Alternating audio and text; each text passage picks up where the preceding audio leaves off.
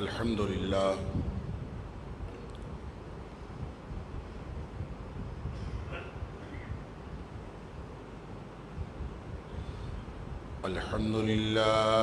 نحمده ونستعينه ونستغفره. الحمد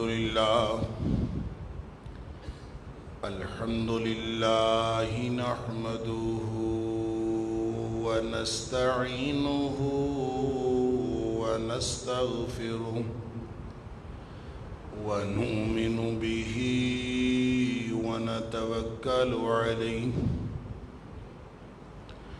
ونعوذ بالله من شرور أنفسنا ومن سيئات أعمالنا. من يهده الله فلا مضل له ومن يضلل فلا هادي له. وأشهد أن لا إله إلا الله وحده لا شريك له وأشهد أن محمدًا عبده ورسوله صلى الله عليه وسلم. أرسله بالحق بشيرًا ونذيرًا بين يدي الساعة. فمن يطع الله ورسوله فقد رشد واهتدى ومن يعص الله ورسوله فقد ضل وغوى.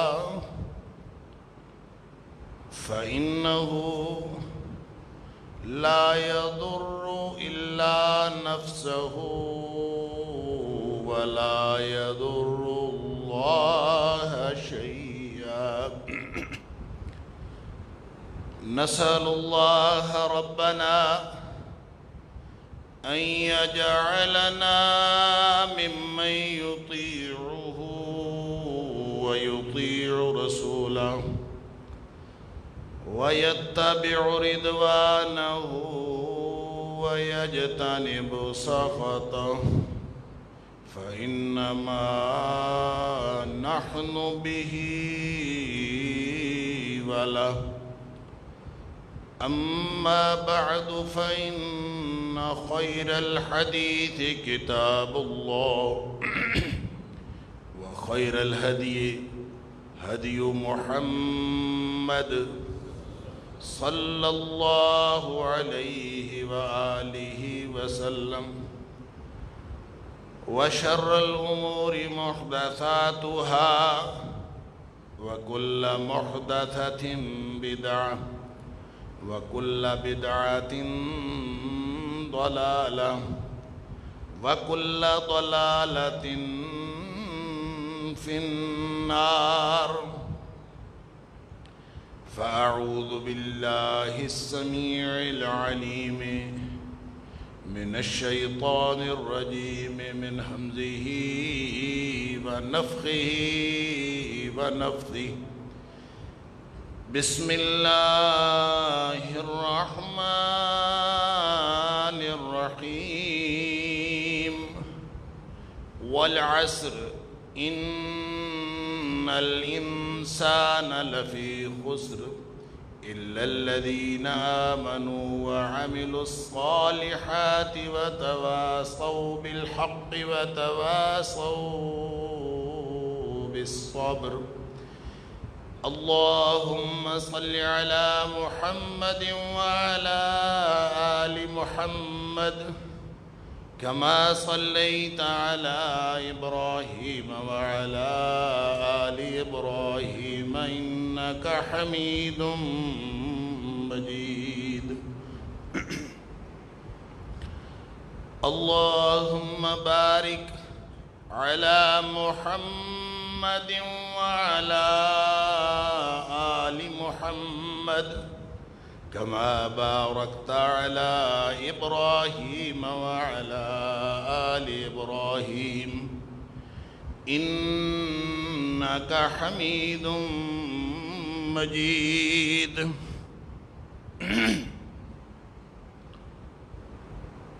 قال الإمام في الحديث أمير المؤمنين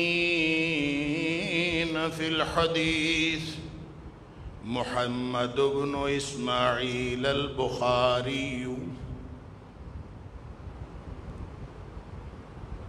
باب قول الله تعالى وندع الموازين القسط يوم القيامة وأن أعمال بني آدم وقولهم يوزن. وقال المجاهد القسطاس العدل بالرومية. ويقال القسط مصدر المقسط وهو العادل والقاسط، وأما القاسط فهو الجائر. حدثني أحمد بن إشكاب حدثنا محمد بن الفضيل عن عمارة بن القعقاع عن أبي زرعة عن أبي هريرة قال قال النبي صلى الله عليه وآله وسلم كلمتان حبيبتان إلى الرحمن خفيفتان على اللسان ثقيلتان في الميزان سبحان الله وبحمده سبحان الله العظيم.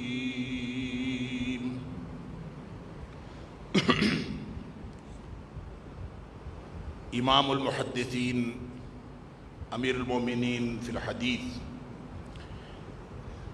امام بخاری، جن کا نام محمد ابن اسماعیل ہے،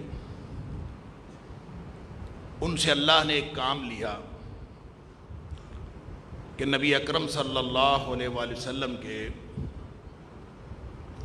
صحیح ترین فرامین اور آپ کے واقعات اور احوال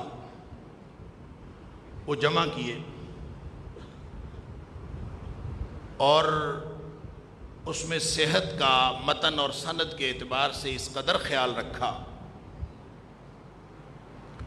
کہ اس کتاب کو اللہ کریم نے امت اسلامیہ میں یہ شرف بخشا کہ اس پر پوری امت کا متفقہ نقطہ نظر یہ ہے کہ اللہ کی کتاب کے بعد دنیا کائنات میں صحیح ترین کتاب امام بخاری کی کتاب، جس کا مختصر نام الجامع الصحیح ہے، اور اس میں ظاہر احادیث بھی ہیں، اس میں نبی پاک صلی اللہ علیہ وسلم کے احوال بھی ہیں، آپ کے اقوال بھی ہیں، اور اس میں موقوف روایات بھی ہیں، جس کو کہا جاتا ہے موقوف روایت وہ ہوتی ہے. میں حدیث کی بہت تفصیلات آپ کے سامنے نہیں رکھنا چاہتا، میں صرف اس حدیث کا ایک تعارف آپ کے سامنے پیش کرنا چاہتا ہوں. اس تعارف کو پیش کرنے کی ضرورت اس لیے پیش آئی کہ اللہ کے فضل اور اس کی توفیق سے یہاں ہماری اس مسجد کے اندر جو 8 دن بعد اللہ کے فرض کردہ اس خطبہ جمعہ کی ادائیگی کے ساتھ ساتھ 3 دروس الحمدللہ مختلف اوقات میں جاری ہیں اور گزشتہ کئی برس سے جاری. اس میں سے ایک درس جو ہے وہ بخاری شریف کا درس، اور اس میں اللہ کی توفیق سے یہ دوسرا موقع ہے کہ بخاری شریف مکمل ہو رہی ہے. یعنی اس میں کوئی 7000 سے اوپر احادیث، اور اس کو اللہ کے فضل سے روزانہ عشاء کے بعد جو بخاری شریف کا درس ہوتا ہے اس میں آہستہ آہستہ کر کے شروع کیا تھا شاید مولانا محمد اسلم گھلوی رحمہ اللہ، اللہ تعالیٰ ان کی قبر کو نور سے بھرے، اللہ تعالیٰ ان کی مغفرت فرمائے، ان کی سیئات سے اللہ کریم درگزر فرمائے، ان کی جہود کو اللہ تعالیٰ قبول فرمائے۔ اور پھر اس کے بعد اس کو جاری رکھا ہمارے جو موجودہ ہمارے مدرس اور ہمارے دارالمعارف کے سینئر دو رکن ہیں، جناب مولانا زکریا زکی حافظہ اللہ، اور یہ الحمدللہ سالہ سال سے جاری تھا اور بخاری شریف کی تکمیل ہوئی ہے۔ لہٰذا ہم نے الگ تقریب کرنے کی بجائے یہ مشورہ ہوا کہ کیوں نہ عوام الناس کو بخاری شریف کی آخری حدیث سے متعارف کروایا جائے، اس کا تعارف کروایا جائے، اور پھر یہ خبر بھی دے دی جائے کہ اللہ کے فضل اور اس کی توفیق سے بخاری شریف کی 2 دفعہ تکمیل کے بعد انشاءاللہ اگلے ہفتے سے مسلم شریف کا درس شروع ہو رہا ہے، اور یہ دونوں کتابیں مل کے، یعنی آپ لوگوں کو معلوم ہوگا کہ حدیث کی جو صحیح ترین 6 کتابیں ہیں ان کو سیاہ ستہ کہا جاتا ہے۔ ان سیاہ ستہ میں سے جو 2 صحیح ترین کتابیں ہیں وہ بخاری شریف، یعنی جس ہم عرف عام میں اس کو بخاری شریف کہتے ہیں، اس کا نام الجامع الصحیح ہے۔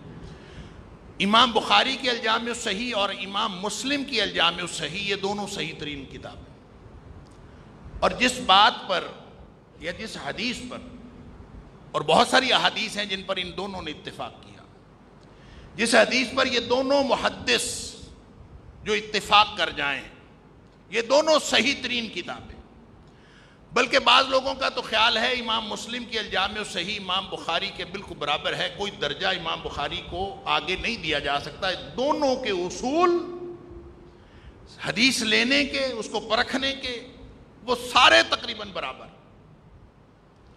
لہذا جو حدیث ان دونوں کتابوں میں آ جائیں، جو حدیث ان دونوں کتابوں میں آ جائے، اس کو متفق علیہ حدیث کہتے ہیں۔ متفق علیہ، اس کا مطلب یہ ہوتا ہے کہ ان دونوں محدثین نے اس کے اوپر اتفاق کیا ہے، گویا وہ اس حدیث کا درجہ وہ بہت بڑھ جاتا ہے، اور اس کے اوپر لوگوں نے کتابیں بھی لکھی ہیں، وہ حدیث جن کے اوپر امام بخاری اور امام مسلم نے دونوں نے اتفاق کیا ہے۔ اور بہت معروف جو کتاب ہے فواد عبد الباقی کی اللؤلؤ والمرجان فی متفق علیہ الشیخان، یعنی وہ کتاب، وہ حدیث جو جس پر دونوں نے اتفاق کیا، ان متفق علیہ حدیث، اسی وجہ سے ان دونوں کتابوں کو ملا کے صحیحین بھی کہا جاتا۔ لیکن ایک درجہ ہے امام بخاری کو جو حاصل ہے، جو امام مسلم کے اوپر ایک درجہ حاصل ہے، سارے اصول ایک جیسے، لیکن ایک اصول ایسا ہے، اندازہ کیجئے ان کی محنتوں کا، اور وہ اصول یہ ہے کہ امام بخاری لقاء کے قائل ہیں اور امام مسلم ہم اثر ہونا کافی سمجھتے ہیں۔ اس اصول کا معنی یہ ہے کہ جو چین آف نیریٹرز، جو سلسلہ سند نبی کریم صلی اللہ علیہ وسلم تک پہنچتا ہے، امام بخاری نے ایک شخص سے بات سنی، اس نے اگلے شخص سے بات سنی، پھر اس نے صحابی سے بات سنی، اور صحابی نے نبی اکرم صلی اللہ علیہ وسلم سے بات سنی۔ یہ جو سلسلہ ہے راویوں کا سلسلہ، اس میں اگر کسی مقام پر کوئی شخص کہے کہ میں نے فلاں سے سنی، اس کے اگر الگ اصول ہیں کہ جو شخص کہتا ہے میں نے سنی، اس کے پورے حالات زندگی معلوم ہوں گے، پورا رجال کا ایک علم ہے، پوری سائنس ہے حدیث۔ اور میں نے پہلے بھی کئی دفعہ عرض کیا کہ دنیا کائنات میں آپ فزکس کی سائنس لے لیں، آپ کیمسٹری کی سائنس لے لیں، آپ نیچرل سائنسز لے لیں، آپ بیسک سائنسز لے لیں، ان کا جواب پورا نہیں آتا، کہیں نہ کہیں جا کے تقریباً جواب آتا ہے، لیکن جتنی پریسائزڈ اور پورے جواب والی سائنس حدیث کی ہے، اس قدر پریسائزڈ کوئی سائنس دنیا میں نہیں۔ لیکن چونکہ ہم پڑھتے نہیں ہیں، ہمیں پتہ ہی نہیں ہے، ہم اس کو پڑھتے نہیں ہیں، اس لیے ہمیں معلوم نہیں کتنی محنتیں انہوں نے کی ہیں۔ اللہ اکبر۔ تو امام بخاری کہتے ہیں کہ جب یہ جو سلسلہ سند اس کے سارے راوی صحیح ہیں، ساری شرائط پر پوری اترتے ہیں، لیکن فرق یہ پڑا کہ جب آپ نے ان کے حالات زندگی پتہ کیے تو پتہ چلا کہ ان کی آپس میں ملاقات ہی ثابت نہیں، یعنی ان کے حالات زندگی دیکھے اس میں بھی کہیں ذکر نہیں ہے کہ کسی راوی کے ساتھ ان کی ملاقات. مثال کے طور پر اسی کی سند لے لیجیے، احمد بن اشکاب وہ استاد ہیں امام بخاری کے جنہوں نے یہ حدیث سنی ہے. انہوں نے جو حدیث سنی ہے وہ محمد بن فضیل سے سنی. اب اگر حالات زندگی، یہ تو خیر حدیث اس کے اندر تو کوئی انقطاع، کوئی اس طرح کی کوئی بات نہیں، میں ویسے مثال کے طور پر بات کر رہا ہوں. اگر حالات زندگی پتہ کیے احمد بن اشکاب کے تو پتہ چلا کہ، اور پھر ادھر محمد بن فضیل کے تو پتہ چلا ان کی تو کوئی ملاقات کا تذکرہ ہی نہیں ہے کہ کبھی زندگی میں محمد بن فضیل کی احمد بن اشکاب کے ساتھ ملاقات ہوئی ہے. ویسے سچے ہیں، دونوں ثقہ راوی ہیں، دونوں حدیث کے عالم ہیں، لیکن ان کی ملاقات ثابت نہیں. البتہ یہ ثابت ہے کہ کسی ایک وقت میں دونوں ایک بستی میں موجود تھے. اس کے حالات زندگی سے بھی پتہ چلا کہ کسی ایک وقت میں فلاں سال میں یہ فلاں بستی میں موجود تھے، اور اس کے دونوں کے حالات زندگی سے پتہ چلا کسی ایک وقت میں یہ دونوں موجود تھے.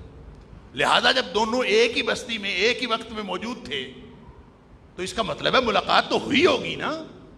وہ کوئی لاہور جتنے بڑے شہر تو نہیں تھے کہ وہاں پہ حدیث کے استاد ہوں اور حدیث کے شاگرد ہوں اور حدیث کے عالم ہوں، ان کی آپس میں ملاقات نہ ہوئی ہو.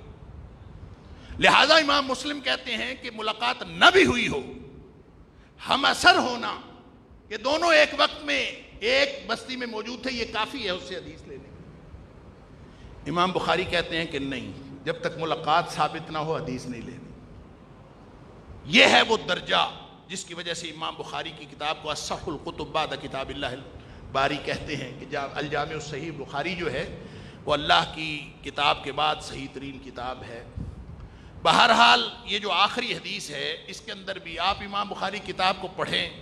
میں سب کو مشورہ دوں گا کہ آپ لوگ ان دروس میں بیٹھا کریں اور کم از کم کوئی ایک کتاب حدیث کی کسی استاد کے پاس سامنے بیٹھ کے پڑھ لیں.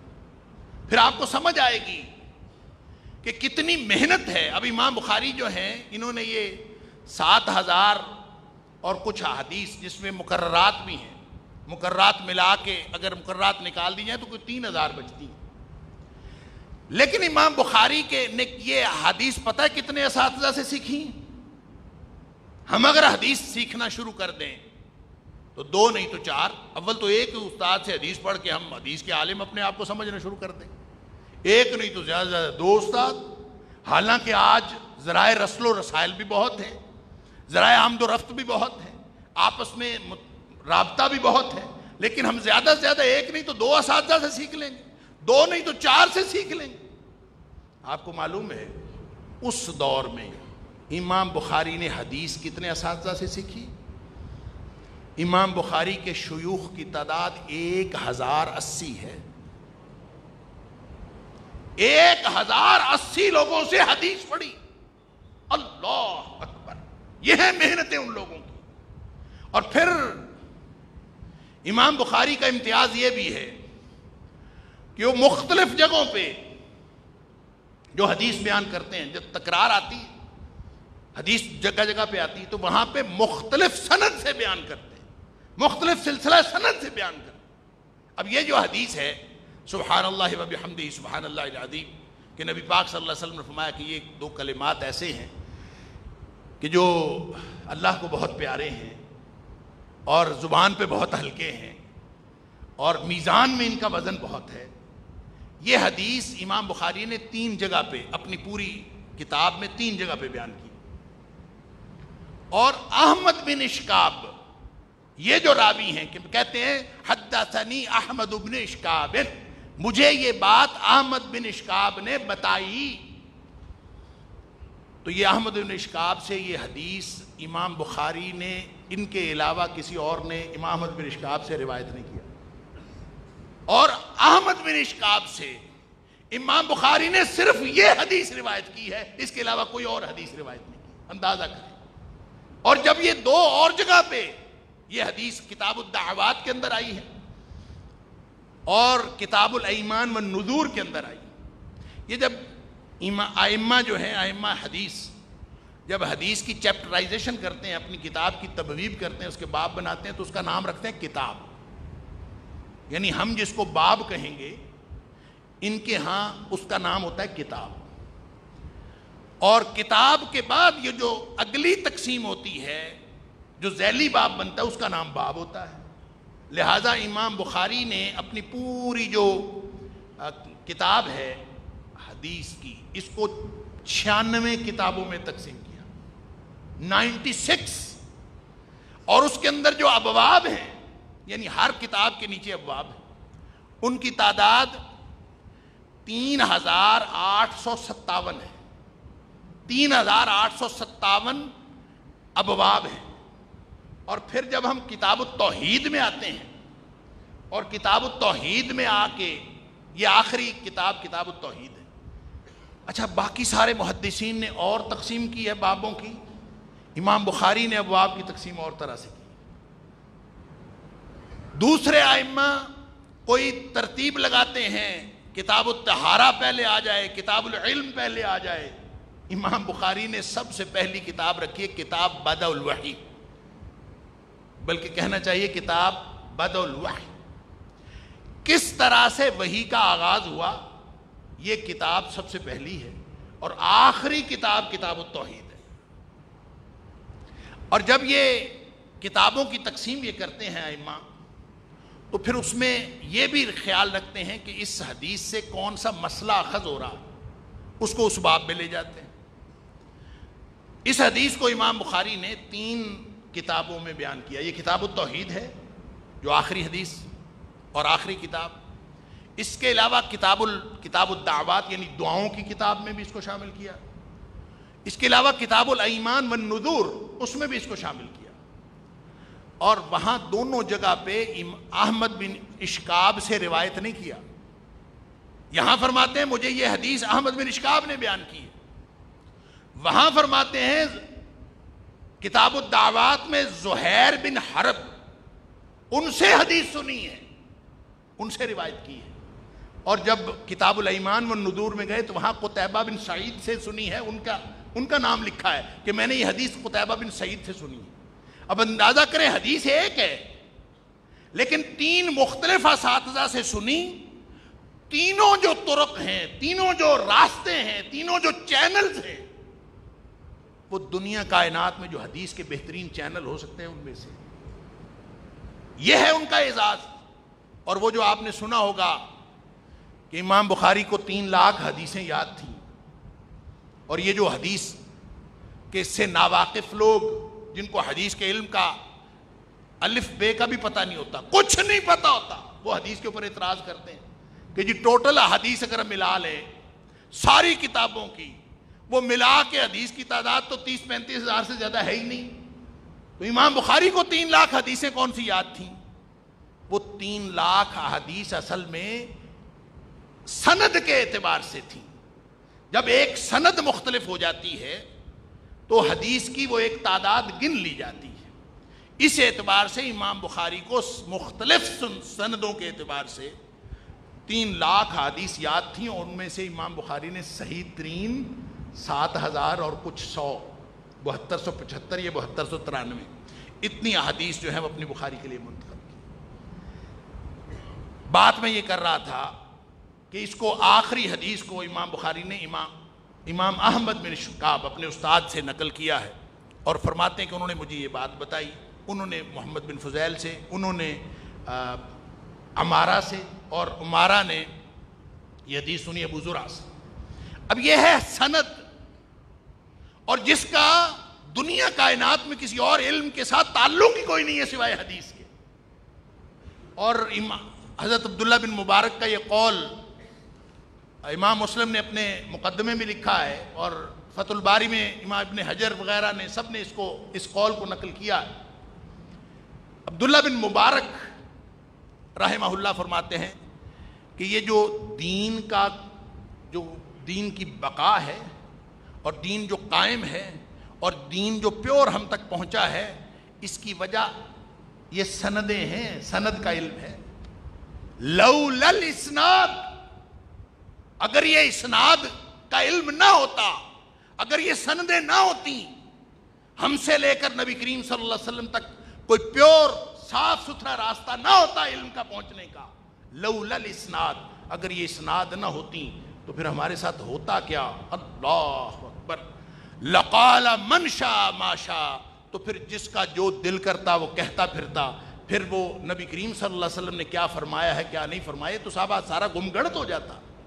تو اللہ کا شکر ہے کہ یہ 5-6 لاکھ لوگوں کے حالات زندگی، یہ کوئی چھوٹا کام نہیں ہے، وہ جو حدیث کو بیان کرنے کے لیے درمیان میں تھے ان سب کے حالات زندگی قلم بند کر لیے تاکہ پتہ چلے اور رہتی دنیا تک پتہ چلتا رہے۔ آج بھی جو شخص حدیث کا علم حاصل کرنا چاہے، ان کی سند کی تنقیح کرنا چاہے، تو آج بھی آپ کے پاس وہ سارا کا سارا مواد موجود ہے، ان کے حالات زندگی موجود ہیں۔ آپ آج بھی بیٹھ کے اس چین کا، یہ جو چین آف نیریٹرز ہے، یہ جو سند ہے نبی کریم صلی اللہ علیہ وسلم تک، آج آپ بیٹھ کے اس کا تجزیہ کر سکتے ہیں، اور یہ محدثین کی محنت، اور ان میں سے جو سب سے زیادہ جو اولین کام جو کیا ہے وہ امام بخاری علیہ رحمہ۔ تو اس حدیث کو جو کتاب التوحید کو سب سے آخر پہ رکھا، میں صرف 3 پہلو عرض کر کے، وقت تھوڑا ہے، میں بہت خلاصہ آپ کے سامنے رکھنا چاہتا ہوں۔ 3 پہلو آپ سامنے رکھ لیجئے۔ ایک تو یہ کہ امام بخاری نے اپنی کتاب کا اختتام کتاب التوحید پر کیوں کیا؟ حالانکہ توحید سے تو آغاز ہوتا ہے، ہر چیز کا آغاز توحید سے ہے، پہلا عقیدہ توحید ہے۔ امام بخاری 96 کتابوں میں سب سے آخری کتاب کتاب التوحید رکھ رہے ہیں۔ کیوں؟ اس لیے رکھ رہے ہیں کہ نبی اکرم صلی اللہ علیہ وسلم کے کتنے ہی فرامین ہیں، جس کا مطلب ہے کہ جو آخری کلام من ماتا، مثال کے طور پر نبی پاک صلی اللہ علیہ وسلم نے یہ فرمایا کہ من کان آخر کلامہ لا الہ الا اللہ دخل الجنہ، جس کا آخری کلام آخری بات لا الہ الا اللہ ہوگی وہ جنت میں داخل ہوگی۔ سبحان اللہ، گویا توحید آخر تک رہے۔ پھر من مات وہو یعلم انہ لا الہ الا اللہ، جو فوت ہوا اس حال میں کہ اس کو سب معلوم ہے، وہ جانتا ہے اور وہ اس پر عمل پیرا ہے کہ اللہ کے علاوہ کوئی الہ نہیں، اس حال میں وہ فوت ہو گیا تو وہ جنت میں گیا۔ سبحان اللہ۔ اور اس طرح کی بہت ساری احادیث ہیں۔ اس کے ساتھ یہ صرف اس کا مطلب یہ نہیں ہے کہ لا الہ الا اللہ وہ پڑھ سکتا ہے، بلکہ اس کا مطلب یہ ہے کہ وہ لا الہ الا اللہ کے تقاضوں پر عمل کرتا ہوا اس دنیا سے چلا گیا، کیونکہ حدیث کے اندر من قال لا الہ الا اللہ بھی ہے، من مات وہو یعلم انہ لا الہ الا اللہ، وہ جانتا ہو، اور پھر اس کے علاوہ اور بھی الفاظ حدیث کے اندر ہیں، مثال کے طور پر مستیقنا بہا قلبہ، اس حال میں مرا، فوت ہوا کہ لا الہ الا اللہ پڑھتا ہے اور اس پر اس کو یقین ہے، اس کے دل کو یقین ہے کہ اللہ کے علاوہ کوئی الہ نہیں۔ پھر یہ بھی الفاظ ہیں صادقا بہ قلبہ، صادقا من قلبہ، اپنے دل سے، سچے دل سے لا الہ الا اللہ پڑھتا ہوا گیا۔ پھر خالصا من قلبہ، خالص اپنے دل سے انتہائی خلوص کے ساتھ وہ جانتا ہے لا الہ الا اللہ، گویا جس کا خاتمہ توحید پہ ہوا وہ جنت میں گیا۔ اس لیے امام بخاری نے اپنی آخری کتاب کو کتاب التوحید رکھا، تاکہ یہ بات جو نبی اکرم صلی اللہ علیہ وسلم فرما گئے کہ حسن الخاتمہ، اللہ تعالی ہم سب کا حسن خاتمہ کرے، انجام اچھا کرے، جس کا انجام توحید پہ ہوا اس سے اچھا انجام کیا ہوگا۔ اس اعتبار سے امام بخاری نے اپنی کتاب کا، اپنی الجامع الصحیح البخاری کا اختتام کتاب التوحید پہ کیا، کیونکہ نبی پاک صلی اللہ علیہ وسلم کا یہ فرمان بھی ہے انما الاعمال بالخواتیم، کہ جو جس طرح انما الاعمال بالنیات ہے نا، کہ اعمال کا دار و مدار نیتوں پر ہے، اسی طرح نبی پاک صلی اللہ علیہ وسلم کا یہ فرمان بھی ہے کہ انما الاعمال بالخواتیم، کہ اصل اعمال وہ ہیں جو اختتام تک جائیں۔ اعمال کا حساب شروع میں لگانے سے فائدہ نہیں ہوتا، آخر پہ اس کا اختتام کیسا ہوا ہے۔ اللہ تعالی ہم سب کا خاتمہ توحید پر کرے۔ یہ اصل میں امام بخاری کے جو تراجم کی، امام بخاری کے جو ابواب کی جو ترتیب ہے، اس کے اندر اصل میں بہت ساری حکمتیں ہیں. اسی لیے کہا جاتا ہے کہ فقہ البخاری فی تراجمہ، کہ امام بخاری نے جو اپنے کتاب کے ابواب رکھے ہیں، ابواب کی ترتیب رکھی ہے، اس کے اندر امام بخاری کی تفقہ شامل ہے. انہوں نے پورا سوچا سمجھا ہے، پھر ان کی ترتیب لگائی. اور دوسری بات جو میں یہاں عرض کرنا چاہتا ہوں، اس باب کا عنوان ہے. اس باب کا عنوان انہوں نے رکھا ہے، ایک قرآن پاک کی آیت کو عنوان بنایا ہے کہ وَنَضَعُ الْمَوَازِينَ الْقِسْطَ يَوْمَ الْقِيَامَةِ، کہ قیامت والے دن ہم عدل کا ترازو رکھیں گے، عدل کے ترازو رکھیں گے، ترازو قائم کریں گے. اب اللہ تعالیٰ قیامت والے دن ترازو رکھے گا، اور پھر ترازو کیوں رکھے گا؟ اس کے بعد امام بخاری اپنی طرف سے اس آیت کو نقل کرنے کے بعد باب کے عنوان میں اضافہ کرتے ہیں وَأَنَّ أَعْمَالَ بَنِي آدَمَ وَقَوْلَهُمْ يُوزَنُ. قیامت والے دن جو انسانوں کے اعمال ہیں اور جو انسانوں کے اقوال ہیں، ان سب کو تولا جائے گا قیامت والے دن، کیونکہ ترازو جو رکھا جاتا ہے تو اس میں تو تولا ہی جاتا ہے. تو اس کو آپ سمجھ لیجئے کہ جو قیامت والے دن ترازو لگنا ہے، وہ ترازو ایک تو عدل کا ترازو ہے، وہ انصاف کا ترازو نہیں ہے. ہم قسط کا ترجمہ کرتے ہیں انصاف، قسط کا یا عدل کا ترجمہ انصاف نہیں ہے، کیونکہ انصاف تو کہتے ہیں نصف نصف کر دیں.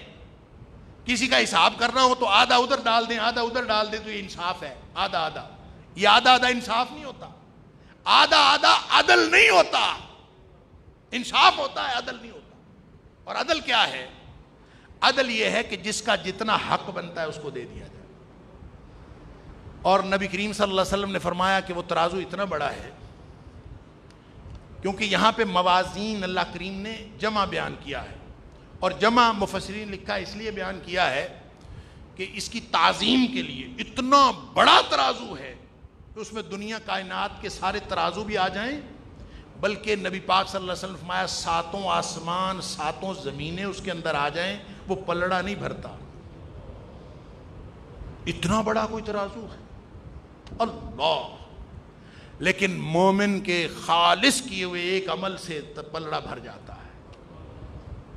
حدیث میں آتا ہے سبحان اللہ نصف المیزان.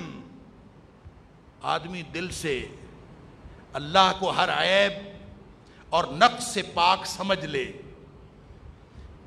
تو کہہ دے سبحان اللہ، تو آدھا پلڑا بھر جاتا ہے سبحان اللہ کہنے سے. اللہ. اور اسی طرح پورے یقین اور ایمان سے الحمدللہ کہہ دے تو فرمایا والحمدللہ یملؤہ. ایک دفعہ الحمدللہ کہنا پورے میزان کو بھر دیتا ہے. اس لیے بھر دیتا ہے کہ الحمدللہ کائنات کا بہترین کلمہ شکر ہے. جب آپ الحمدللہ کہیں اور دل سے یہ سمجھیں حمد شکر کے جذبات کے ساتھ ہوتا ہے، اور آپ یہ سمجھیں کہ اللہ کے علاوہ کوئی دینے والا نہیں، ساری عطا اللہ کی ہے، اور میں اللہ کا شکر کرتا ہوں الحمدللہ. دنیا کائنات میں وہ تعریف جو شکر کے جذبات کے ساتھ ہو وہ سوائے اللہ کے نہیں ہو سکتی. فرمایا یملؤہ، تو پورا میزان بھرا جاتا. اور ایک حدیث میں آتا ہے، وہ آپ نے سنی ہوئی ہوگی، لمبی حدیث ہے، جس میں نبی پاک صلی اللہ علیہ وسلم فرماتے ایک شخص آئے گا، اس کے 99 رجسٹر گناہوں کے ہوں گے، 99 رجسٹر گناہوں کے ہوں گے، اور وہ ان 99 رجسٹر کو دیکھ کے حیران مایوس ہوگا کہ اب تو میرا جو ہے وہ انجام جہنم کے علاوہ کچھ نہیں ہے. تو اس کو بتایا جائے گا کہ تمہارا ایک بطاقہ، ایک پرچی ہے چھوٹی سی، وہ نیکیوں کی وہ بھی ہے. تو وہ توجہ ہی نہیں دے گا، وہ کہے گا اتنے رجسٹر میرے گناہوں کے ہیں، ایک چھوٹی سی پرچی اگر میری نیکی کی نکل بھی آئی تو مجھے کیا فائدہ ہوگا. اللہ. اور کہے گا کہ وہ جو بطاقہ ہے اس کا سجلات اور ان رجسٹروں کے ساتھ کیا مقابلہ. لیکن جب اس کو دکھایا جائے گا تو وہ پتہ ہے کیا ہوگا، وہ پرچی پہ لکھا ہوگا کہ یہ ساری زندگی توحید پر قائم رہا، لا الہ الا اللہ لکھا ہوگا، کہ یہ لا الہ الا اللہ پڑھتا تھا، اس پر یقین رکھتا تھا، اسی پر عمل کی کوشش کرتا تھا. توحید والا آدمی تھا. نبی کریم صلی اللہ علیہ وسلم فرماتے ہیں ایک طرف وہ 99 رجسٹر رکھے جائیں گے اور ایک طرف یہ ایک کلمہ رکھا جائے گا, یہ ایک کلمہ بھاری ہو جائے گا, اس ترازو کو بھر دے گا. اللہ, لہذا خالص توحید. تو یہ ایک حدیث ہمیں یہ بتاتی ہے کہ آپ اگر سبحان اللہ الحمدللہ اور سبحان اللہ و بحمدہ سبحان اللہ العظیم یہ دو کلمے اگر دل سے پڑھ لیں اور سمجھیں, ان دو کلموں کا مطلب پتہ کیا؟ فرمایا حبیبتان الی الرحمن. یہاں پہ دو کلمے ہیں اس حدیث میں, 3 ان کی صفات. یہ ٹوٹل حدیث یہ ہے, 2 کلمے 3 صفات. کلمے کون سے ہیں؟ سبحان اللہ و بحمدہ سبحان اللہ العظیم. اور صفات کیا ہیں؟ حبیبتان الی الرحمن, یہ اللہ کو بڑے پیارے ہیں. دوسری صفت خفیفتان علی اللسان, زبان پہ بڑے ہلکے ہیں. کتنا ٹائم لگتا ہے سبحان اللہ و بحمدہ سبحان اللہ العظیم کہنے میں؟ کہہ دینا سب سبحان اللہ و بحمدہ سبحان اللہ, کتنا وقت لگا؟ خفیفتان علی اللسان, زبان پہ بڑے ہی ہلکے. ثقیلتان فی المیزان, میزان کے اندر بہت بھاری ہے. اللہ اکبر. اور میزان کے اندر بھاری بہت ساری چیزیں ہیں. نبی پاک صلی اللہ علیہ وسلم نے بہت ساری حدیث کے اندر فرمایا کہ فلاں چیز بھاری ہے, فلاں چیز بھاری ہے. اس سے یوں لگتا ہے کہ قیامت والے دن اعمال تولے جائیں گے, اعمال کا وزن کیا جائے گا. جیسے امام بخاری نے اس کا باب باندھا کہ وَأَنَّ أَعْمَالَ بَنِي آدَمَ وَقَوْلَهُمْ يُوزَنُ, یہ تولے جائیں گے, گنے نہیں جائیں گے, تولے جائیں گے. لیکن اگر نمازیں نہیں پڑھیں, اگر روزے نہیں رکھے, 2 روزے چھوڑ دیے, 3 چھوڑ دیے, 1 نماز چھوڑ دی, 2 نمازیں چھوڑ دیں, تو یہ تو گنتی ہے نا, یہ تو گنتی ہے. اور حدیث میں آتا ہے نبی پاک صلی اللہ علیہ وسلم نے فرمایا کہ سب سے پہلے حساب نماز کا ہوگا اور نماز کی گنتی پوری کی جائے گی کہ اگر اس کی نمازیں پوری ہو گئیں تو ٹھیک, وگرنہ اللہ تعالیٰ فرمائے گا کہ یار اس کے نفلوں میں دیکھو کو شاید نفل ہی ہوں اس کے, اس سے اس کا کھاتا پورا کر لو. اس کا مطلب ہے پہلے گنتی پوری کی جائے گی, اس کے بعد اس کی کوالٹی دیکھی جائے گی. جیسے کہتے ہیں نا ایک کوانٹٹی ہوتی ہے, ایک کوالٹی ہوتی ہے. وہ جو فرائض ہیں ان کی پہلے گنتی پوری کی جائے, اور گنتی پوری کر کے پھر معیار چیک کیا جائے گا, پھر تولا جائے گا اس کی نماز کیسی تھی, اس کا روزہ کیسا تھا. پہلے تو گنتی پوری کرنی ہے. لہذا فرائض کے بارے میں کوئی یہ نہ سمجھے کہ چونکہ امتحان حسن عمل کا ہے, لِيَبْلُوَكُمْ أَيُّكُمْ أَحْسَنُ عَمَلًا, حسن عمل کا امتحان ہے, میں ایک نماز اچھی پڑھ لوں باقی کی ضرورت نہیں ہے. نہیں, جو اللہ نے فرائض ہمارے اوپر عائد کیے ہیں ان کی پہلے گنتی پوری کرنی ہے, پھر اللہ نے اس کے بعد معیار چیک کرنا ہے. آپ نے اس کی کوانٹٹی بھی پوری رکھنی ہے اور اس کی کوالٹی بھی پوری رکھنی ہے. اگر نہیں ہوگا تو, اگر کوانٹٹی پوری نہیں تو بھی فیل, اگر کوالٹی چیک کرنے کے بعد اس کا وزن پورا نہیں تو بھی فیل. اس لیے فرمایا کہ قیامت والے دن اعمال کی ایویلیویشن ہوگی, اس کو تولا جائے گا. اور چھوٹے چھوٹے اعمال, نبی پاک صلی اللہ علیہ وسلم نے ایک دفعہ فرمایا خصلتان, 2 خصلتیں ایسی ہیں کہ وہ میزان کے اندر بڑی بھاری, تو قیامت والے دن میزان میں بڑی بھاری. 2 اس میں ایک تو فرمایا طول الصمت, اندازہ کریں چھوٹی چھوٹی چیزیں. آپ نے فرمایا کہ ایک بندے کی لمبی خاموشی, اس کا بھی میزان میں بڑا وزن ہے. نبی پاک صلی اللہ علیہ وسلم فرمایا من صامت نجا, جو چپ بٹ گیا, خاموش ہو گیا, وہ نجات پا گیا. اور یہاں فرمایا طول الصمت ان خصلتوں میں سے ہے جس کا وزن قیامت والے دن میزان کے اندر بہت بھاری ہوگا. اور دوسری چیز حسن الخلق, کوئی آدمی جو ہے اچھا اخلاق, اچھا برتاؤ کرتا ہے, یہ بھی قیامت والے دن میزان کے اندر بہت بھاری. تو اللہ تعالیٰ مجھے اور آپ کو, ہم سب کو, یہ چھوٹے چھوٹے کلمے ہیں سبحان اللہ و بحمدہ سبحان اللہ العظیم میں پڑھنا تو یہ ہے, یعنی صرف سبحان اللہ و بحمدہ ہی پڑھے نا. نبی کریم صلی اللہ علیہ وسلم فرمایا 100 دفعہ پڑھے, اس کے سارے گناہ معاف ہو جاتے ہیں, چاہے وہ سمندر کی جھاگ کے برابر گناہ ہو. کیا پڑھنا ہے؟ صرف سبحان اللہ و بحمدہ, ایک کلمہ, 2 نہیں, اور اگر 2 پڑھے تو اس کا ثواب کتنا ہوگا؟ تو جب نبی پاک صلی اللہ علیہ وسلم نے فرمایا یہ 2 کلمے اللہ کو بڑے پسند ہیں، تو اس کا مطلب پتہ کیا ہے؟ اس کا مطلب ہے 2 کلمے پڑھنے والا اللہ کو کتنا پسند ہوگا۔ کلمے پیارے ہیں نا اللہ کو، تو جو ان کلموں کو پڑھتا ہوگا وہ اللہ کو کتنا پیارا ہوگا۔ کلمتان حبیبتان للرحمن، یہ اللہ کو بڑے پیارے ہیں، تو جو پڑھنے والا ہے وہ اللہ کو کتنا پیارا لگتا ہوگا۔ پڑھنا کیسے ہے؟ یہ سوچ کے پڑھنا ہے۔ سبحان اللہ و بحمدہ کا معنی یہ ہے اللہ ہر چیز سے پاک ہے۔ پاکی کا یہ مطلب نہیں ہوتا کہ کوئی نعوذ باللہ من ذالک وہاں گندگی لگی ہوئی تھی اس سے پاک ہے، ناپاکیوں سے پاک ہے، یہ نہیں ہے اس کا معنی۔ عیب اور نقص سے پاک ہے، ہر طرح کے عیب اور ہر طرح کے نقص سے پاک۔ عیب کہتے ہیں خرابی کو اور نقص کہتے ہیں کمی کو، لہذا اللہ کی ذات میں نہ کوئی خرابی ہے اور نہ کوئی کمی ہے۔ اللہ تعالیٰ ہر طرح کے عیوب و نقائص سے پاک ہے، یہ ہے سبحان اللہ۔ لیکن جو الحمدللہ ہے وہ ساتھ وَبِحَمْدِهِ کہہ کے الحمدللہ کا مفہوم دے دیا گیا۔ وَبِحَمْدِهِ کا معنی کیا ہے؟ حمد بھی تو ساری اسی کی ہے، اور حمد اس کی ہوتی ہے جو عطا کرنے والا ہوتا ہے، اور ساری کائنات کو عطا کرنے والا وہ ہے۔ اس کا مطلب یہ ہے کہ جامع کمالات، ہر طرح کے کمال اور خوبی کا مرکز بھی اللہ کی ذات ہے۔